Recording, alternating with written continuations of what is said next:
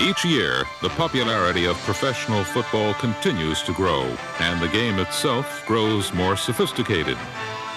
The actions of 22 men are spread out and fast-paced. Sometimes the game even has the sound of a foreign language. Shift 3, wing fly, right 35 ISO on the color. Wing shoot over 4, ready? Jumping. Shift to a blue left opposite, fake buck 45, slide right 86 pass. Hey, now get to those zones. All right. Nose under, banjo stay, ready? Red T fullback, motion right, 24 lead on the audible. 43 over gap 8, stay, ready? Don't let him out now. Shift to brown right flip to have a Y motion right, 138 on 3. Shift to 44 to a 56 stack, pow. Trips right, zoom, 39 sweep bob, I'm 2 down. Ready? The line of scrimmage can be madness before the snap. Double wing left! We're coming back here, coming back here. Got a slot double wing! Watch the screen, baby. On you, dog. Lion. Area. Key down, key. Key. Once the ball is put into play, the ability to keep pace with the proceedings isn't always easy.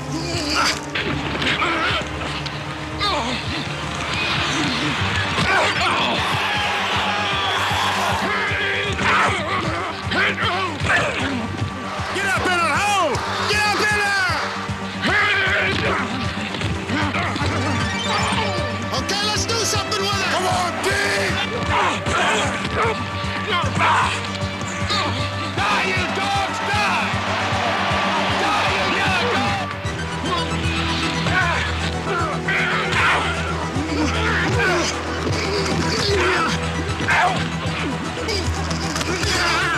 At least you ought to block somebody in there. Come on, let's go! We ain't won nothing yet, let's go! There is a pattern in the middle of this apparent chaos, if you know where to look. Score! Dog it!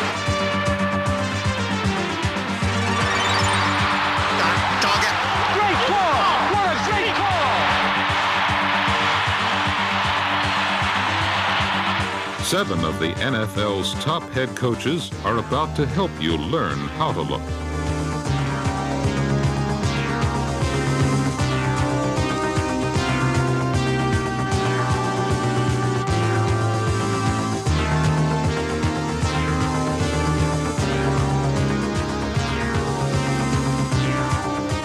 Your video disc player will let you slow down the game so that you can examine its parts in detail.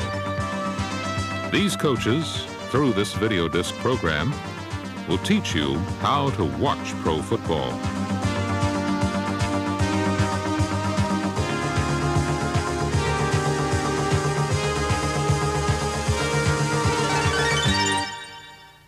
When we went into the game the first time, we felt that pitch 38 and 39B would be a good play. And I think that's a good idea. For head coach Sam Ratigliano's Cleveland Browns and the other teams in the National Football League, there are only 6 days to prepare for game day. Firmly establish a good run game by the use of pitch 28B, pitch 38B, slant 39. In the position to handle the sweep game. Now you go to their 2 outside receivers and you know they've got 2 fine ones. One thing that they will use is a weak side tornado when they bring 76. This preparation and planning evolves into a game plan. Sam Ratigliano explains. The game plan formulates itself through the process of us viewing film of the team that we're going to play.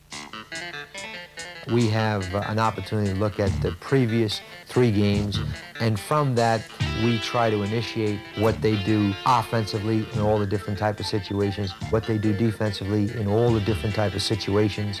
With your video disc player, you can do everything these coaches do and more. You can go forward or reverse the action. You can use slow motion or freeze frame, and you can step forward or reverse 1 picture at a time. You can also find the material easily by chapter number or by frame number. All the tools for precise evaluation and understanding are at your fingertips. So you, just like the coaches around the NFL, can break down the game and see things you may have missed the first time. Brown slot, big hunch. Blue right tight, close peel, double dive 222. Run past 37 power O, wing go. Split rip, sail, 36 power 2 open, H fly, 78 SQ. Double up left, 28 solid. Shift P motion 6, 74 semi H3. 94, fullback, banana, hot right. West, I, 2 tight ends, 77 and X, 28 pitch. They sent in the 74, but I thought the 78... The dialect and strategy can be complex. Yeah, let's go with Pro G, 397. It can also be schoolyard simple. What we got to run, I'm telling you, it sounds crazy, is an 888. Deep down the middle and hope we get a pass interference, don't you think? Every formation and play, whether intricate or easy, is cataloged in a playbook. Coming up, you'll be able to examine an actual NFL playbook. At your convenience, you can go back and step through it page by page. But first, you will see how this textbook can help you to learn how to watch pro football. In a playbook, you have your system, your terminology system. Everybody uses something different to say the same thing. There are so many things. It so involves so many different plays and formations and such. You put in your total offense, and so if it's in the book, we should all know it, they should know it. The side the tight end is on is the strong side of your formation. You have the guard, the tackle, and the tight end. A 3-band blocking pattern there.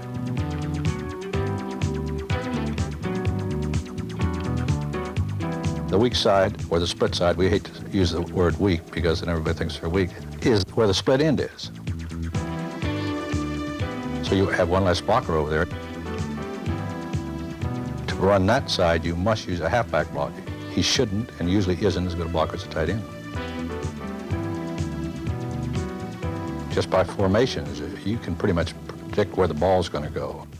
I get a kick out of the telecasters who say they're going to run to the right this time. Well, the tight end is on the right side. 80% of your plays will be run to that side, so 80% of the time he's right, and everybody says, boy, does he know football. Let's say your tight end is to the right side. Your tailback lines up onto the weak side, towards the weak side tackle. That is called by most people a pro set. In that set, you're going to run somewhere around 75% of your plays, probably from the right guard back to the split side. So we play that as a weak side running formation.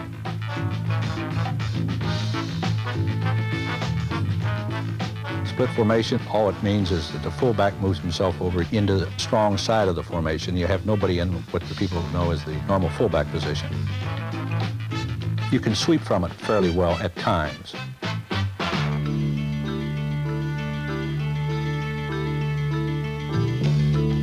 To me, that formation leads more to passing because you have 2 backs now that are closer to getting out to the outside or getting into the flats quicker.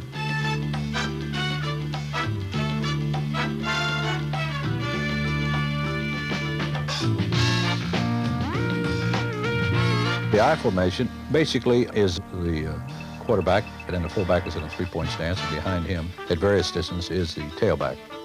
He's 7.5 yards deep. It is the one formation, in my opinion, that you can run outside to either side. You can run up the middle with it if you have a good blocking fullback with some very good plays. Also, the I back is the only back that's up in a 2-point stand. It gives a good runner a chance to really run for daylight because he gets a complete view of the play.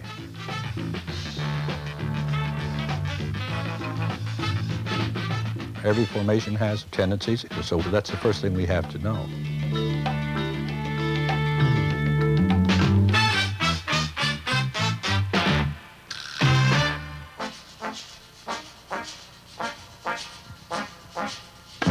The 4-3 is, or the 40 defense as we call it, is a 4-man rush concept. The 2 defensive tackles are over your guards.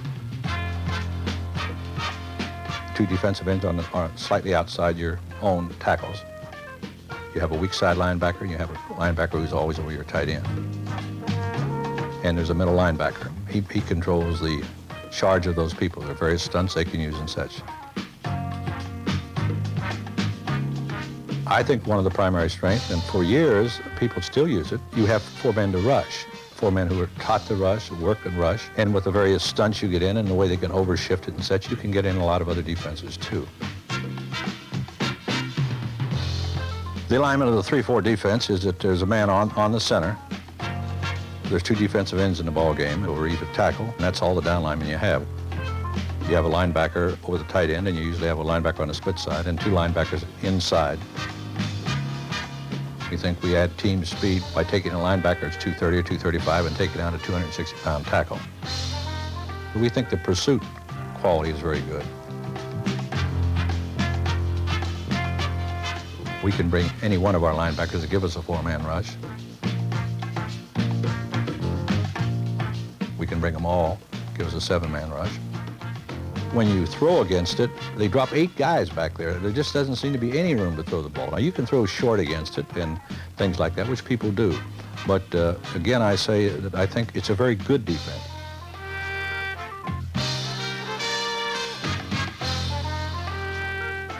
The fan, if he's sitting up in the seat, he's already said what he would have run. But what he would really like to know is what we're going to try to run. And by the formations, by where the tight end is, if he knows all those things, he has a better chance.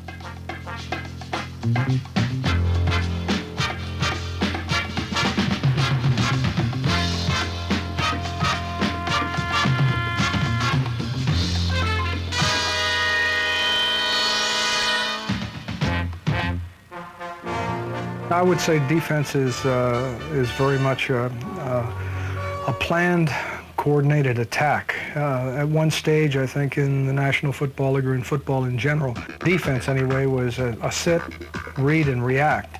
And we found over a period of time that when you let the offense dictate to you, you can't be too successful defensively.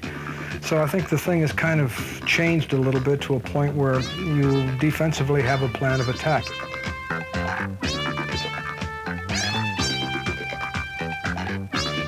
We're trying to come off the ball, control the line of scrimmage, control the blockers.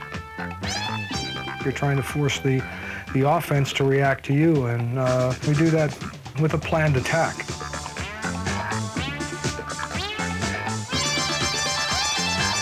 Everybody has a first job. Let's say a defensive tackle, for example, is setting in there, and he's responsible for the area between the center and the guard. After he establishes his prominence in that area and sees that the ball is not coming, then he has to find the ball and pursue, and that's generally parallel to the line of scrimmage, in a cutoff manner so that he intercepts the ball carrier as he turns upfield.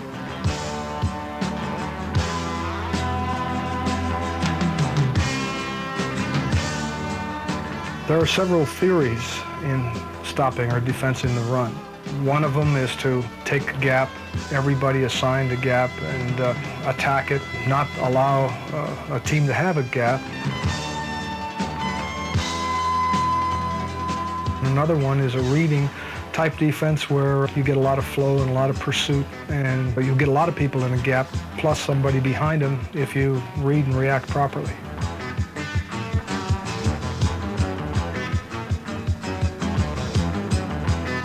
Well, to stop the sweep, the primary responsibility falls on your 4 people in the secondary plus your linebackers who are engaged in a support. They have to read the difference between pass and run.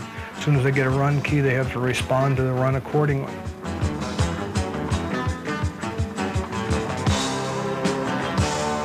The job of the primary support man, the corner or the safety, who's ever involved, is to recognize the run and get to it in its formative stage.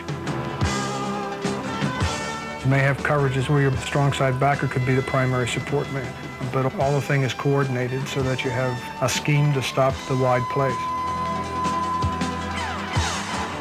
Usually you're going to have a big lineman coming out to block on them, and what we try to do is get enough penetration and dissipate the blockers and to keep it closed down. Of course, he's not doing it alone. He's got other people that are working with him. So he has to make sure that he's in a position where he can contain it.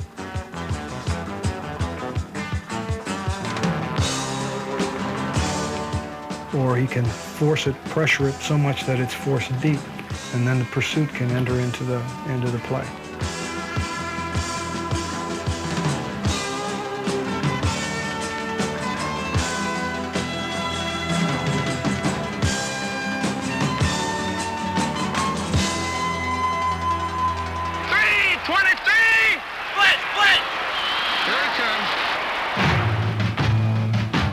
Pass rush is the thing that separates the National Football League, I think, from any other form of football.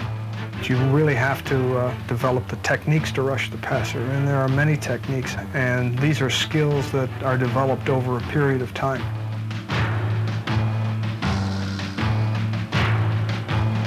We're after getting in his way, getting in his face.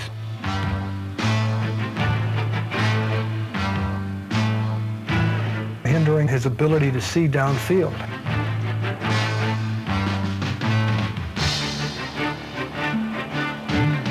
Make him put it up in the air as quickly as possible. They can't throw the ball, they can't follow through properly. We want to limit the amount of time that the quarterback has to throw the football. So obviously you've got a different rush technique based on how the quarterback's set. If you got a shallow setting quarterback, you want to pressure in the middle.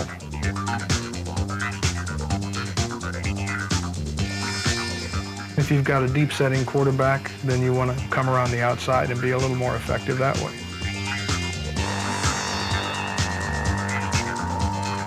It's not only an individual pass rush one-on-one where one man is against one defender, but you'll get involved in what we call games or planned pass rushes where we're stunning and trying to help one another on the pass rush.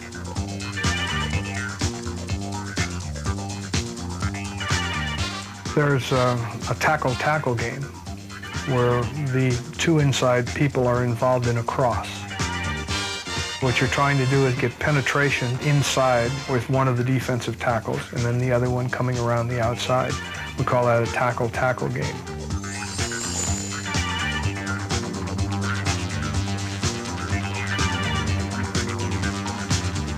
And then you'll have tackle end game. The tackle end game is the tackle going first and then the end coming around underneath in a crossed fashion.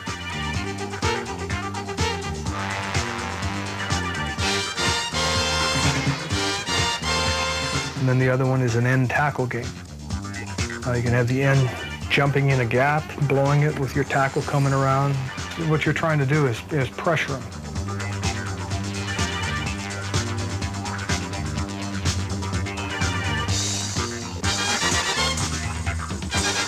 All these things fall into place. And then, of course, there's the blitz, the area where you come with your linebackers and your secondary people who normally are covering on the pass to get a great deal of pressure on the passer, on the quarterback, and try to disrupt what they're doing. We'd like to get to the quarterback and sack him. I mean, that's our primary thought. There's no question about that. But we also want him to be conscious that we're coming after him.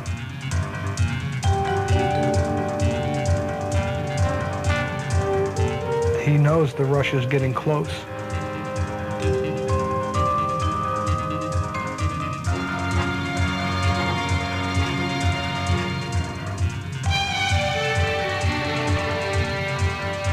Now, if you'll get rid of the ball quickly, then it's going to help our pass defense.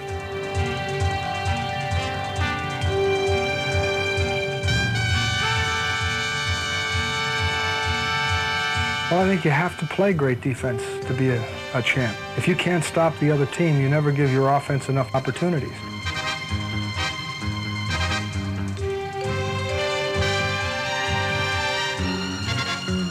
So we want to make things happen defensively.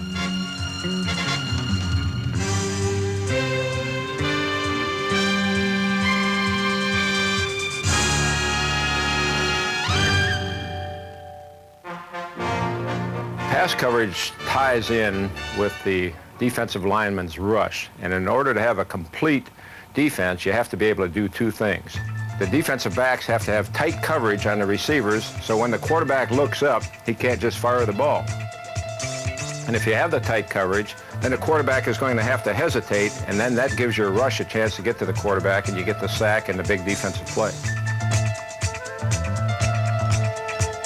Man-to-man coverage is exactly that. That means that your two corners are going to be man-to-man on the two outside receivers, and then your strong safety is going to be man-to-man on the tight end. Your weak safety can either be free in the middle of the field to help out, or he can be committed weak side to help on the weak back coming out of the backfield. The linebackers have man-to-man coverage on the backs that are coming out of the backfield. This, in the strict sense of the word, is man-to-man coverage. It's usually done when you're blitzing and you're committing your linebackers. You have to line up and play straight man-to-man coverage. One of the most interesting plays for the fan in the stands and for everybody except the defensive coach is the receiver running free and catching the 40 or the 50-yard pass down the field for the easy touchdown. But since zone defenses came into play, you see more and more short passes that are coming into play because the defense is designed to stop the home run or the bomb.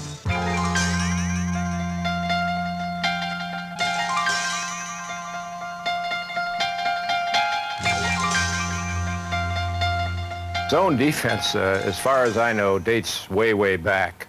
I broke in as a defensive back in 1951, and they were playing some forms of zone defense at that time.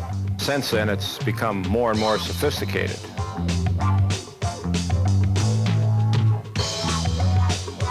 But in a basic three-deep zone with a cornerman rotated up on the short outside, the strong safety has the deep outside, the weak safety goes to the deep middle of the field, and the weak side corner is responsible for the deep third on the weak side of the formation.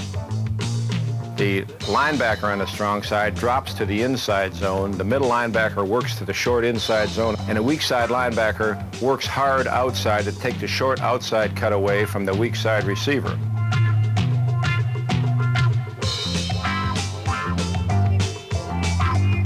An inverted zone means that instead of the true outside rotation with a cornerman coming up and the strong safety going to the deep outside, on an inverted zone, the strong safety will run to the short outside and the cornerman will drop back and take the deep third of the field on that side. When the ball moves one way or the other, the zone tightens down to the side that the ball moves. A weak side zone means that the defensive backs are rotating away from the strength of the formation to the weak side. When they're rotating to the weak side, this means that the three linebackers then will drop to the strong side to give you the short zones. This is used generally when a team has a great threat as a weak side receiver. In the last 10 years, the coverage that's really come into effect in the National Football League that's caused a lot of headaches for quarterbacks and receivers is the double zone. This is where the two safeties just divide up a half of the field. And then you have 5 people to work with underneath. You still have 4 people rushing, and this, again, is confusing to the quarterbacks, and defensively it gives you another way to go to keep varying your defenses. Your normal setup is 4 defensive backs. The nickel defense is a defense where you employ 5 defensive backs in the ball game. You substitute a 5th defensive back for a linebacker. The nickel is used in an obvious passing situation, 2nd down and long yardage, 3rd down and long yardage. In order to play an effective zone, you have to, first of all, be able to delay the receivers as they come off of the line of scrimmage and keep them from getting down and causing separations between the short people in the zone and the deep people in the zone. It really gets to be a cat and mouse game.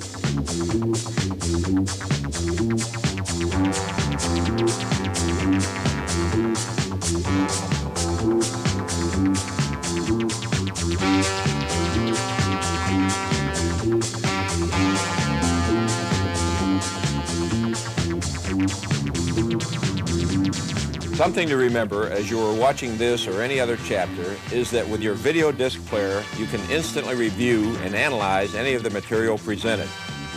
The features of the system will help you understand more about the game, so use them to study and understand, for by doing this, you'll learn how to watch pro football.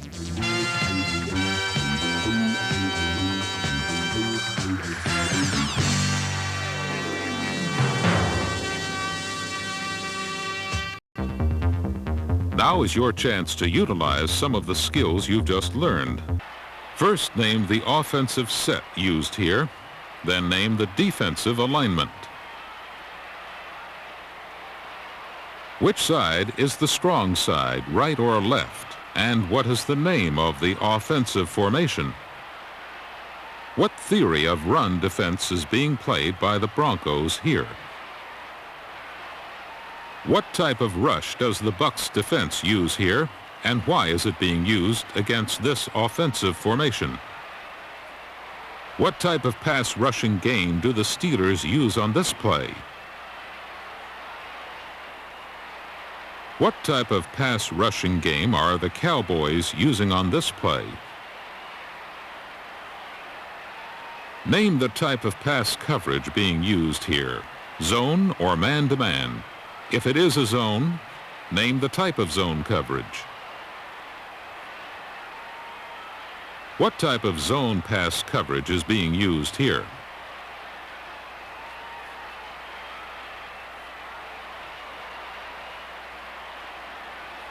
What type of pass coverage is being used here? Man-to-man or zone coverage?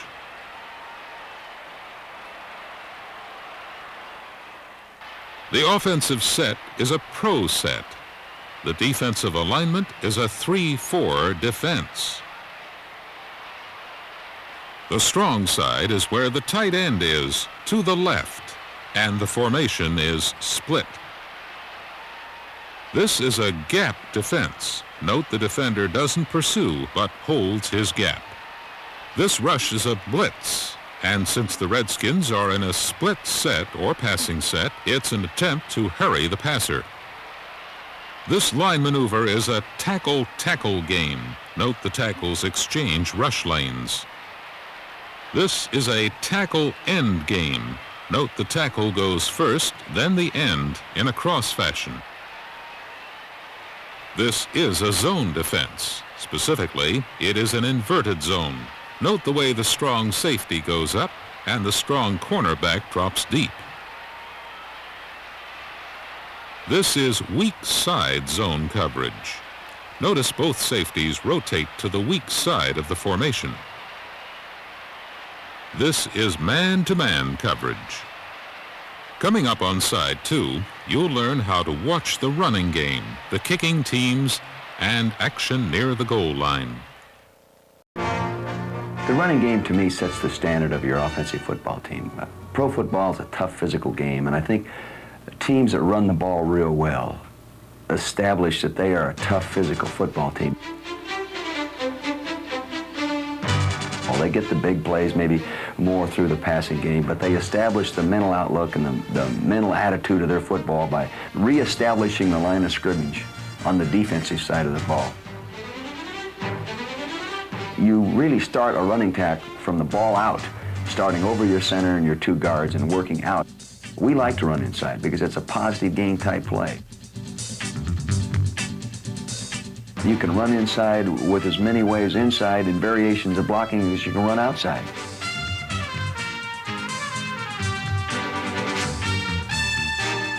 First off, you start with base blocking or man-to-man, one-on-one type blocking.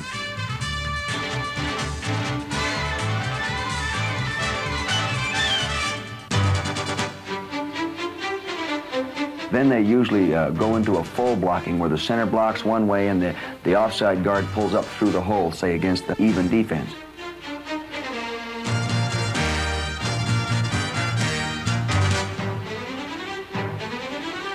Against the odd defenses, they'll see the defensive nose guard double teamed by a center and guard, and the other guard pull up and inside on the onside linebacker and block him.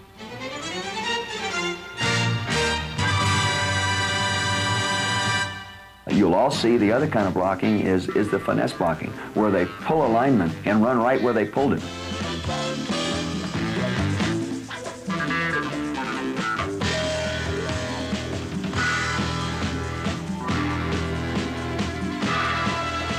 Sometimes you try to take advantage of the great reading defensive lineman by misleading him, giving him a counter read. They call it influence blocking.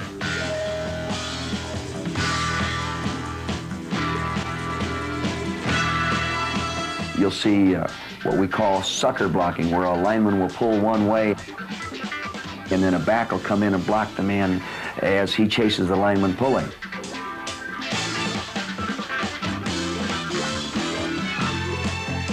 trapping game really infers that you're going to, like a mousetrap traps a mouse, an offensive lineman's going to trap a defensive lineman.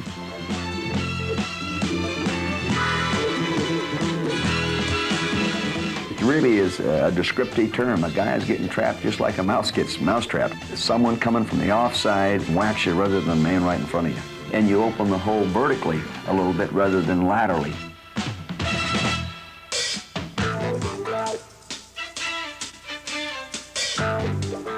We speak of off tackle as being in your tight end tackle area. We try to run in there by power blocking with our tight end and our tackle on one defensive end and trapping with the fullback on the outside linebacker and running up in there that way. But it is tough to do. Maybe tougher than running inside.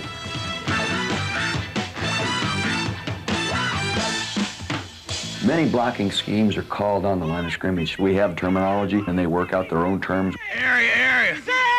339! Scoop! Fire! We make calls when we're bluffing calls. Area. We make calls when we're actually using the call being made. Switch! You really have to communicate to be a good offensive lineman. He scored! He scored! He's got it! He scored! The sweep game is not as it used to be in the old Vince Lombardi Green Bay Packer day. If you look at this play, what we're trying to get is a seal here and a seal here and try to run this play in the alley. You don't see many teams just taking the ball with both guards pulling and a fullback, what we say bob blocking a linebacker, and the halfback, far back, carrying the ball outside. It's getting tough to do. What you see now is people lining up in a variety of formations and using wingbacks and men in motion to come back in and shut the door on the inside-out pursuit.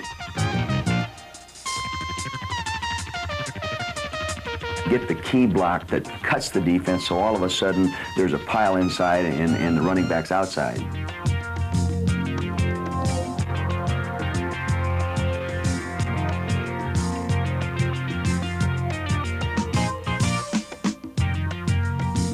You see a lot of I formation teams now with the ball being tossed out there and keeping the line of scrimmage clean with no penetration, allowing a good running back to then run to daylight outside, which is a little bit different concept and actually I think came from college football.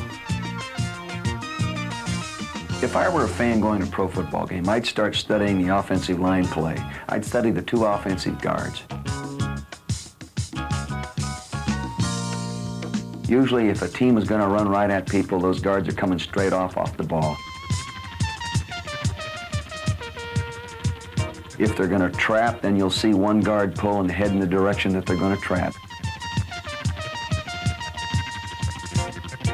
If we're going outside, you'll see that the onside guard coming outside in front of a running back. But if they'll watch those two guards, most of the time they'll end up knowing where the ball's going.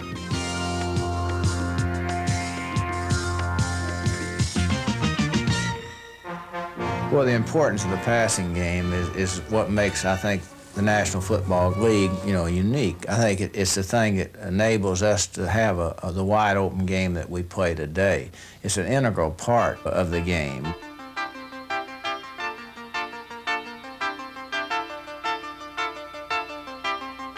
Almost everything in the NFL, from an offensive standpoint, is determined by the formation that you're in. Anytime you see a split backfield, then you know that the team is in their strongest passing formation. Now, they'll pass from other formations like the I formation, or they'll pass with the fullback in position.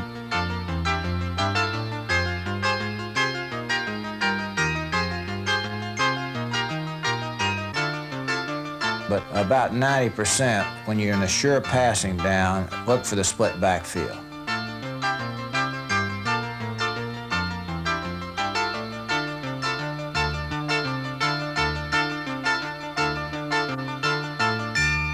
When we set up our pass routes for our receivers, we set up what is known as the passing tree. The reason we do that, it looks like a tree. If we want Drew Pearson, for example, to go down and run a 5-yard square out to the sideline, we call this an out. If we want him to go down, say, 7 or 8 yards, we'll call it a square out. If we want him to go to 15 yards and run the sideline, we call it a sideline route. is the same way going inside. And he'll go down about 3 or 4 steps, and then he'll zoom in. And if he wants to run it down in, he may go 5 steps and break it at a certain angle, 30 or 45 degrees. Or if you want him to run a turn in, he'll go to 15 and come back to the quarterback on the inside and move. Or a post move, obviously he's going to the post. If he's going to the flag, he's going to the corner. And when it all ends up, you got a tree. Not a very good-looking tree, but you got a lot of branches going every direction.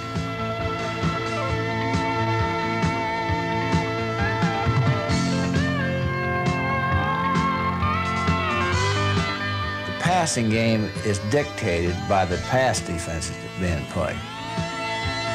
Whether it's a zone or whether it's a man-to-man coverage. Remember, in the NFL, when we go into a ball game, we're working probably against 14, 15 different pass defenses during that game. So what you do, you design a pattern, which means everybody has a designated route to run. The quarterback then must key the pass defense and go to the receiver that's beating that defense. One of them will always be open if you can just move one of them the right direction. All he's doing is timing himself up with the receiver. If the receiver's going short, you'll see him 3 to 5 yards back. He'll come back there quick, throw the ball. The receiver's going deep, you'll see him back at 10 yards and throw the ball.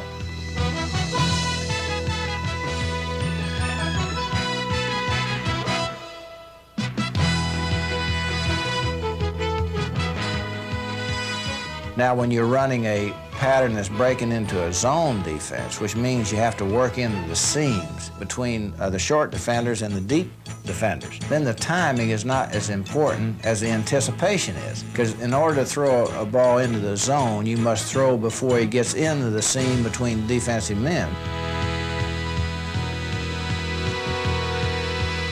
You try to anticipate the receiver coming into a seam, and you throw the ball into the seam before he gets there, and you usually do it.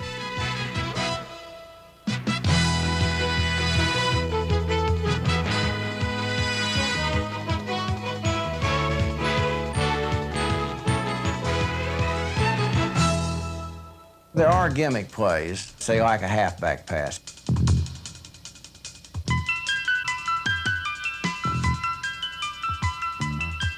We still have what we call the old flea flickers.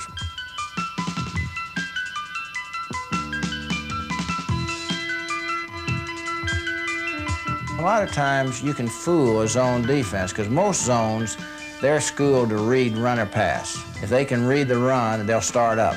And then that's about the only time a gimmick play will get behind them.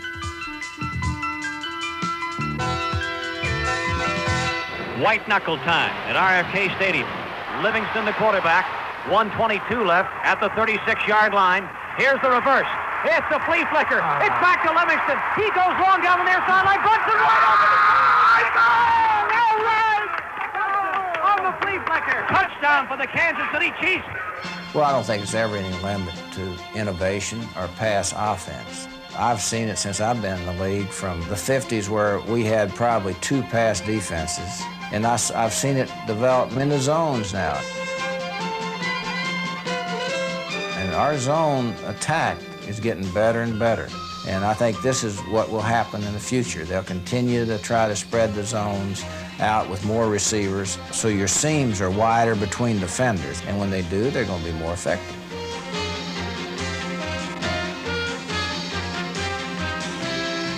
So I think the ability to be successful in the passing game in certain situations is the thing that enables you to have a good offense. He looks downfield, has time, cranks it, going long for Swan. He's got it. Swan, touchdown, Pittsburgh. In my opinion, the kicking teams are exactly equal in importance to the offense and the defensive games. We feel that a team which is very strong offensively and very strong defensively and is weak in the kicking game is 66% of a football team, and that isn't good enough to win in this league. It certainly isn't good enough to win a championship.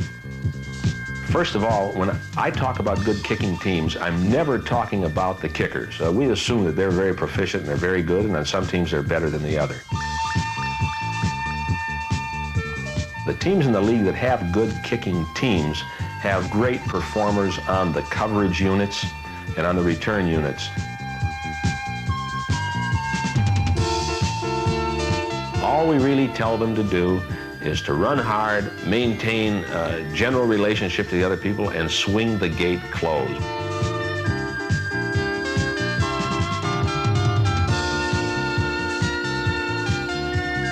If there's a break in your coverage at any time, you're in trouble. Usually someone left their lane or someone missed a tackle. So there's usually some type of breakdown. And believe me, a good punt return, the dangerous part of it is those first 3 to 5 yards. Once the great returner can do what he wants to do during that period of time, he becomes an all-the-way threat.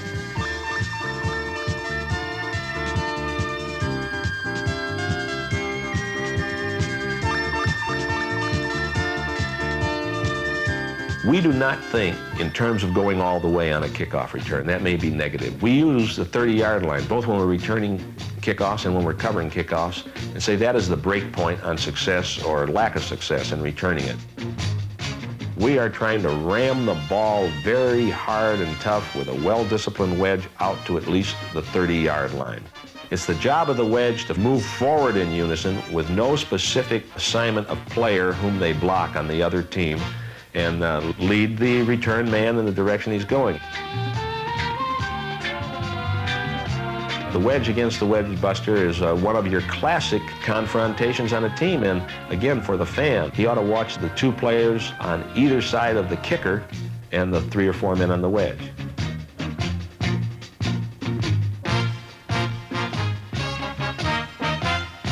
The single most important element of our entire kicking game, we feel, is punt protection. That may sound like a negative. You're trying to keep a mistake from happening.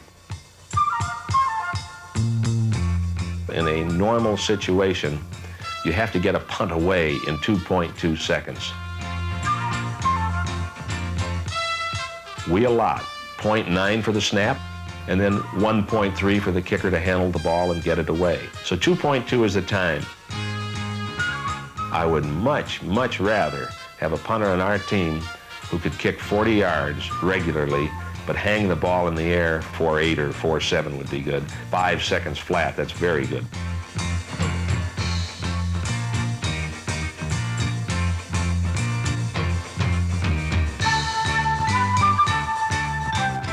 One of the most important men on the field goal or PAT protection team is the wingback on each side. He has a difficult responsibility. He has to seal his inside gap first, but he has to seal it in such a way so at least he doesn't remove his leg or remove his hip or remove his shoulder so that a rusher can come through the area he's vacated. If the wingback becomes totally concerned with closing down, he leaves himself very vulnerable to a good skimmer.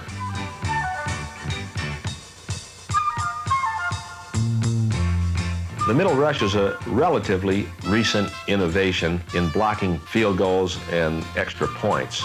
The idea on the middle rush is for the interior people to drive very hard to get movement backwards of the offensive line so that 1 or 2 leapers, fellows who have good spring in their legs, can get close to the kick, catch the ball while it's still on the rise, and therefore block it. The kicking teams are called bomb squads and suicide squads and kamikaze squads. I think in large measure it's a little bit of picturesque speech and patter.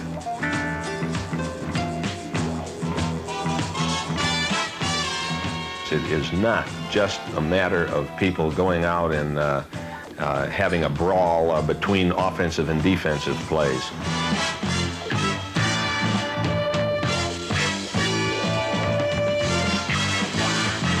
It may look like mayhem once the action starts, but there is a discipline to it, there is a plan, there are proper techniques that you can execute, and the teams that are successful in the kicking game area are those who do master those techniques.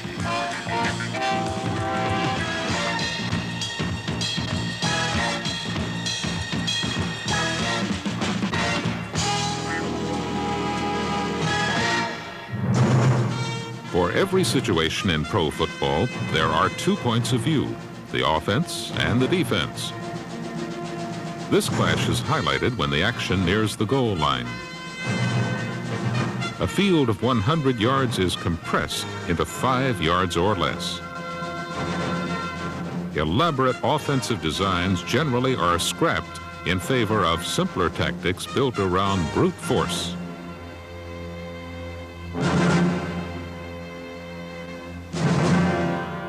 Seldom does so little yardage mean so much.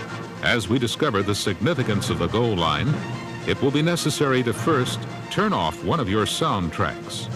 On audio track 1, Marv Levy will discuss the goal line offense. On audio track 2, Don Shula will talk on goal line defense.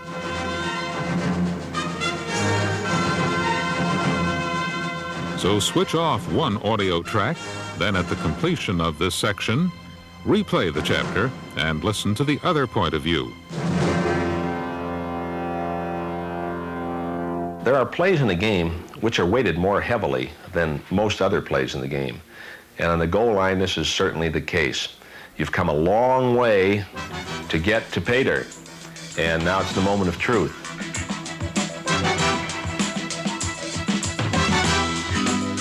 You don't get that many opportunities in the game, and you've got to pay off on them, and your team has to have the mentality that they're going to get that ball in the end zone when they're down there. It takes a great mental toughness on both sides of the line of scrimmage at that time. Third down, goal to go, Kansas City for the touchdown at the 1. 15 seconds to go. Everybody up there. Pitch to Reed around the left side. He fumbles the ball. A Seahawk, now still loose. Seahawks driving on it. Still a loose ball, and finally Seattle recovers. Seahawks win it. Most teams in the goal line are going to go back to your old Neanderthal football. You're fighting for a yard per down or for inches.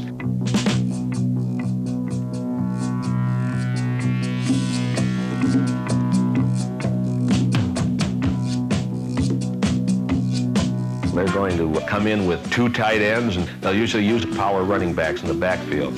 Some teams will go back to the old Model T, 3 backs in the backfield. Teams are seeking to muster maximum strength, maximum power, maximum size.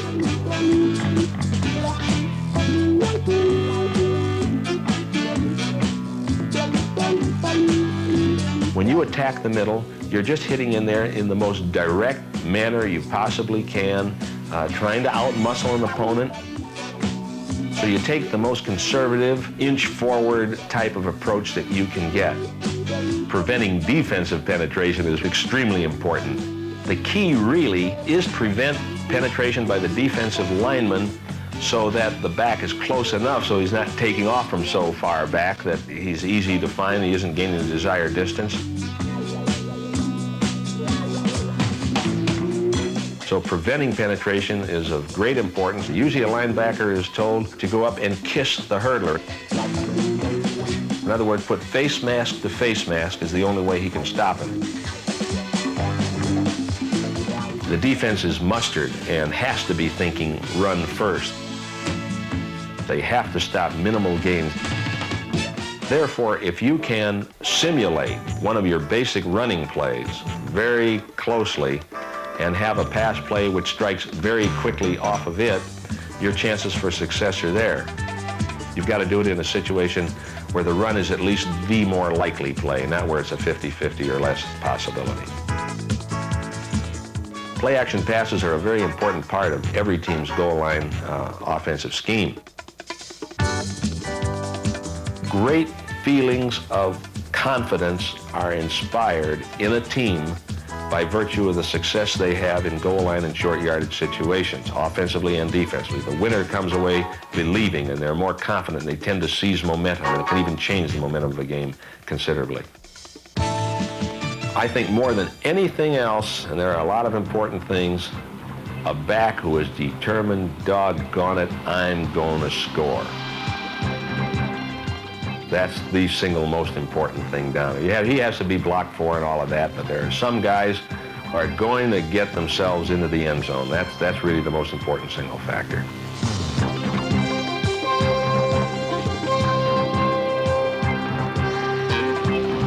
A goal line stand just gives a defense a tremendous emotional lift, and sometimes turns the momentum of a ball game around for the offensive football team as well.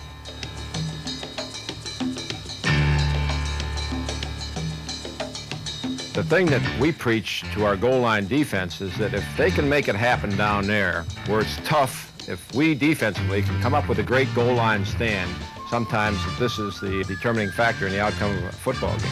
Third down, goal to go, Kansas City for the touchdown at the was. 15 seconds to go. Everybody up there. Pitch to Reed around the left side. He fumbles the ball. A Seahawk. Now still loose. Seahawks diving on it. Still a loose ball. And finally, Seattle recovers. Seahawks win it. Many times in a goal line situation, defenses commit themselves to the inside gaps and stop the inside running. This is an effective way to keep the team from making a first down on a quarterback sneak or the fullback plunge up the middle. Basic alignment for a goal line defense is for 4 defensive linemen to be in tight charges with the 2 outside linebackers committed. The danger is if the offense gets outside. If you get a great runner outside when everybody's committed inside, you've got the possibility of a touchdown down near the goal line.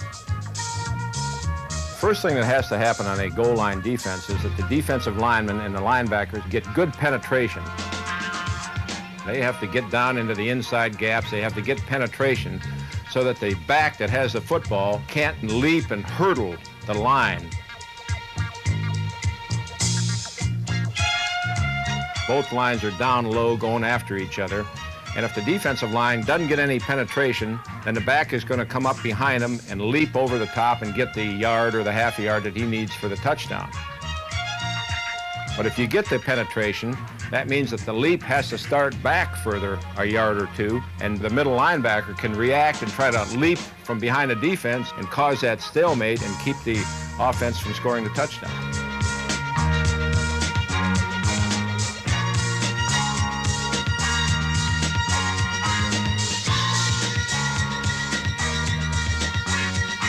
When a defense gets into a goal line defense, they become vulnerable for play-action passes.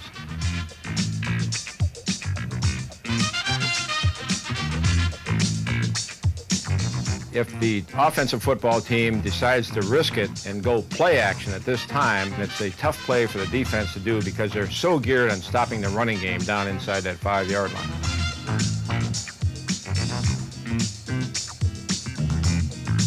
In order to be effective in a goal line defense, you have to have low, hard-charging defensive linemen and linebackers, shoot the gaps and keep the runner from going over the top. And if you do this, you're going to stop the running play. And if it is play action, you still got a chance that your cornermen can beat their receivers and stop the play action pass. Great runners seem to smell the goal line, and somehow, some way, they're going to get into the end zone. At times, there seems like there's no way that you can defense against them.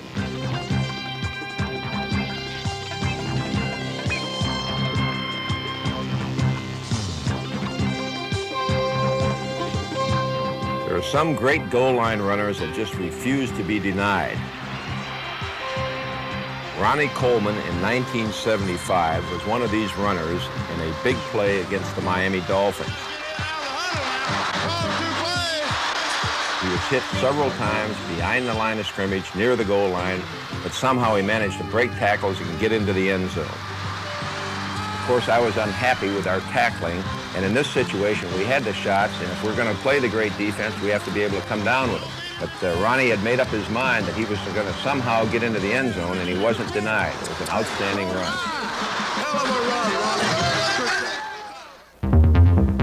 Once again, it's time for you to demonstrate your skill. What type of blocking scheme is the Denver Bronco offensive line using on this play? What type of block is the offensive guard number 66 throwing here?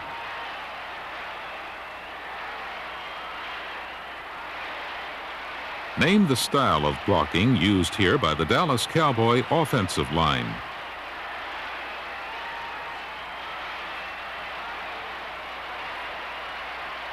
The Minnesota Viking quarterback is looking for an opening in the Dolphins' zone defense.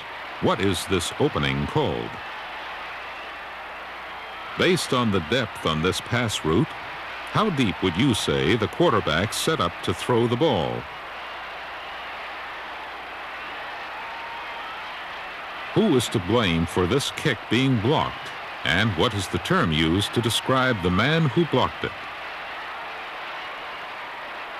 What type of blocking pattern is the return man running behind on this kickoff return? Why was the Dallas runner able to score on this play? And what is the term used to describe his action?